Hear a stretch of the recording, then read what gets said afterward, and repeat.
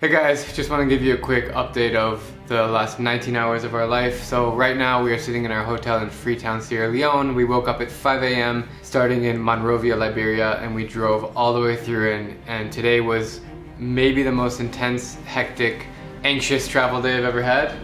Yeah, one of the most. So we're just going to give you a quick recap of what happened because we think that this story needs to be told and we want you guys to know, first of all, what it's like to travel in West Africa overland with your own vehicle, and also some of the problems that are dealing in this part of the world, which need to be discussed in a public manner. So first off, we jumped in the car at 5 a.m. We drove to the border of Liberia, which actually at that first border we didn't have too many issues. They were very friendly. That one police 6 checkpoints, only one that stopped us to see the passports. What's happening right now? Nothing. The 7th passport in the day. Marlon's taking our passports in. Hopefully it will be just that check. Let's see. Yeah, and the lady was friendly. That first border check, very friendly. Yeah. Every official at that side of the border, the Liberian side, was super helpful. Yeah. Yes. Really. So quick side note, our driver was forced to pay $1,100 US from the border of Guinea and Liberia, and we did not think he was going to get that money back. I said there was like 5% chance. Yeah. And shockingly enough, he got it back. So good for him. Everybody was happy. So we exit Liberia, fine. So right now we're crossing the border from Liberia to Sierra Leone over the river, and welcome to Sierra Leone. And then we get over to the country of Sierra Leone. So I'll let Alvaro tell you what happened. We find a local fixer. So our fixer from Liberian side leaves us with another dude. Extremely helpful, really nice guy, friendly. Moves us to the little building, like one level building. A few different rooms in that building, a little hallway, really narrow hallway. Yeah. The building was probably like 50 years old, quite like run down. Yeah. We get there, they check our visas first, 2 guys. We had like letters of invitation, so were the visas on arrival essentially. Everything was paid for, it was an actual visa, we could get in, no problem. But obviously they were looking at the papers, like analyzing up and down. They'd never seen something like it. I understand it's a little bit like a weird process, but we had some screenshots from an email. They just read that and they're like, they were quite happy. So you and I were positive, we're like, hey, we thought this was going to be the major problem in all our trip in West Africa, because that visa was a little bit edgy, but we hurdled that obstacle quite well after like 30 minutes of talking to the guys. And we thought that was the only hurdle that we had to cross. That's it. Normally, right guys? You go through immigration, that's it. No. We just got really scammed at the border of Liberia entering into Sierra Leone by the Sierra Leone officials.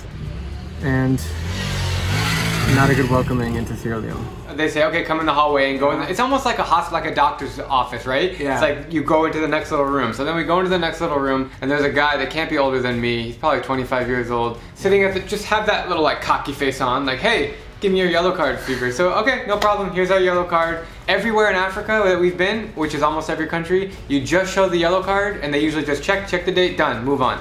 This guy checks it, he goes, this is not acceptable, you don't have a cholera shot. And first of all, I don't even think a cholera shot, I've never heard of people. I think cholera was eradicated. Yeah, we're connected to every single traveler who does this for a living, and no one has ever said that you need a cholera shot or anything. Obviously we knew he was we knew he was from the beginning. So we looked at each other and said, no, this is all we need. We can get it to the country. Essentially, the only vaccine you need to travel into these countries is the yellow fever. Yeah. And we had that shot. We had it. It was clearly stated. Everything was perfect. He just invented this new vaccine we needed. Yeah. Then I was kind of quiet because that's just how I am in nature, and Alvaro kind of got a little bit. Yeah, I was a little bit aggressive with the guy because I know we both knew what was going on. I was like, hey man, you're trying to pull all these on us. You essentially want to bribe. We're not going to pay you anything. We are on our rights.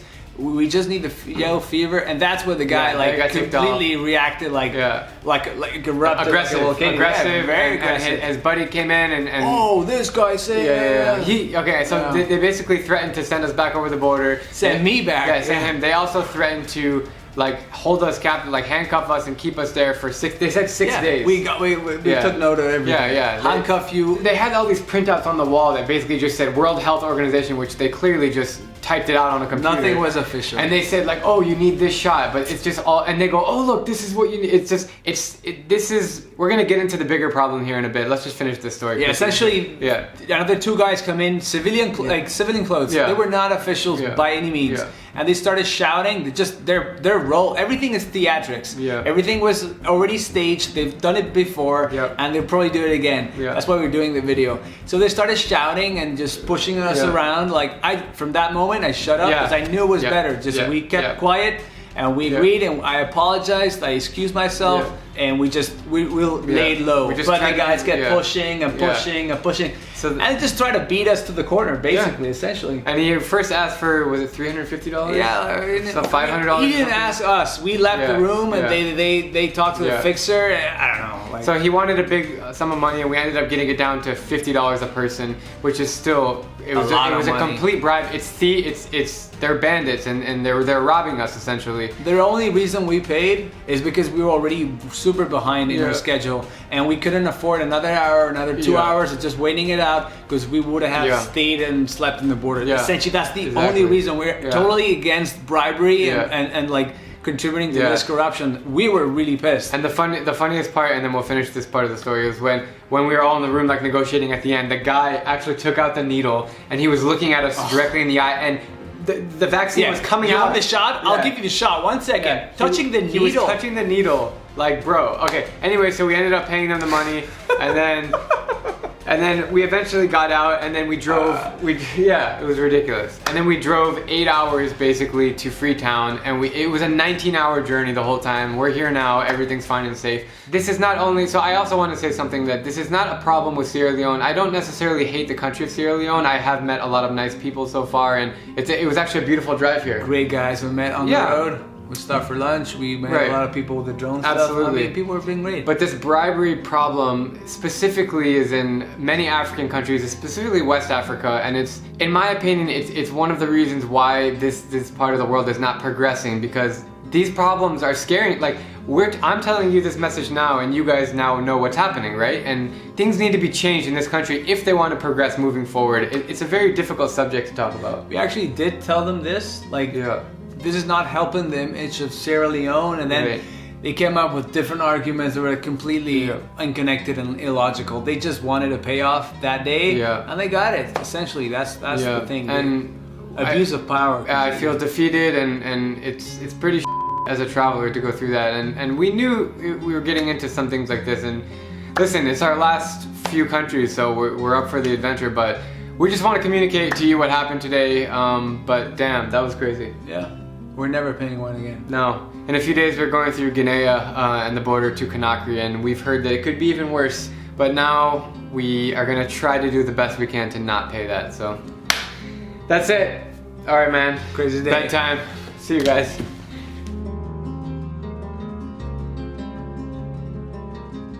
I'm Drew Binsky, and if you like my travel videos, please click subscribe and join me as I plan to visit every country in the world.